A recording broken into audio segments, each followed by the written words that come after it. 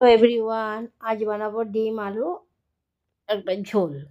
তারপর আলু টুকরো করে নিয়েছি, মশলা মানে কয়েক কোয়া রসুন, পেঁয়াজ একটা, কাঁচা লঙ্কা, টমেটো কুচি, আদা কুচি, এগুলোকে পেস্ট করে নিয়েছি। এখন কড়াইতে একটা কড়াই বসিয়ে দিয়েছি, গ্যাসে একটা কড়াই বসিয়ে দিয়েছি, তেল গরম করে সর্ষের তেল দিয়ে গরম করে নিয়েছি।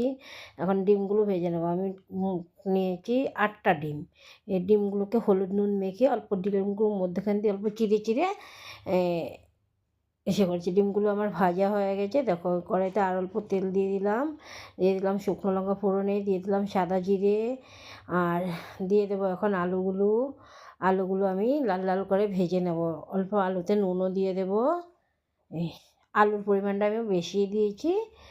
এই আলুগুলোতে নুন দিয়ে দিলাম, অল্প একটু লাল লাল করে ভেজে নিয়েছি। দেখো আলুগুলো আমার ভাজা হতে হতে এখন আমি আর একটা মশলা করে নেব। দিয়ে দেবো জিরের গুঁড়ো, ধনে গুঁড়ো, দিয়ে দেবো হলুদের গুঁড়ো, আর অল্প দেবো লঙ্কার গুঁড়ো।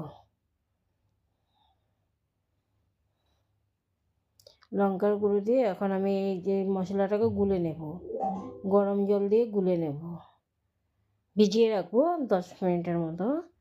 মশলাটা আমার ভেজানো হয়ে গেছে, ওদিকে আমার আলু ভাজা হয়ে গেছে। দেখো কী সুন্দর লাল লাল করে ভাজা হয়েছে। ভাজার মধ্যে আলুটা আমার 80% সেদ্ধ হয়ে গেছে। এখন আমি এখানে দিয়ে দেবো করে রাখা মশলা। করে রেখেছিলাম মিক্সিতে পেঁয়াজ রসুন আদা টমেটো কাঁচা লঙ্কা, যেটা ওটা দিয়ে আমি এখন 5-6 মিনিট কষিয়ে নেব। ওটাকে আমি এখন মিশিয়ে নেব এদিক ওদিক করে। আর এদিকে আমি মিক্সি মশলা করেছিলাম, তো ওই মিক্সি ধুয়ে অল্প জলটা দিয়ে দিলাম মশলা। এটাকে এখন আমি কষিয়ে নেব। সুন্দরভাবে কষানো হওয়ার পর আমি ওই গুঁড়া মশলাটা দিয়ে দেবো। গরম জল যে করে রেখেছিলাম, জিরে গুঁড়ো, ধনে গুঁড়ো, লঙ্কার গুঁড়ো, হলুদের গুঁড়ো, এটা দিয়ে আমি কষিয়ে নেব। দেখুন তেল ছেড়ে দিয়েছে। আর দিয়ে দিলাম স্বাদ মতো নুন দিয়ে দিলাম। আমার এখন এটাকে কষিয়ে নেবো। কি সুন্দর। এখন দিয়ে দিলাম কাশ্মীরি রেড চিলি পাউডার অল্প কালারের জন্য। এটাকেও মিশিয়ে ভালো মতো কষিয়ে নেব। আমার এদিকে দিয়ে দিলাম গরম মশলা, আর এটাকেও দিয়ে মিশিয়ে নেব। আর একটুখানি মিষ্টি দেব।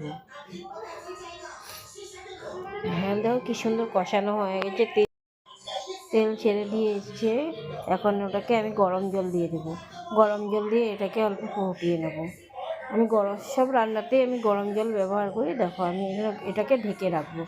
গরম জল দিয়ে এসে করে 1-2 প্রাণ আসার সাথে সাথে আমি ঢেকে রাখবো। দেখো ঝোলটা ফুটে উঠেছে। এখন দিয়ে দেবো আমি ডিমগুলো দিয়েও আমি ঢেকে রাখবো।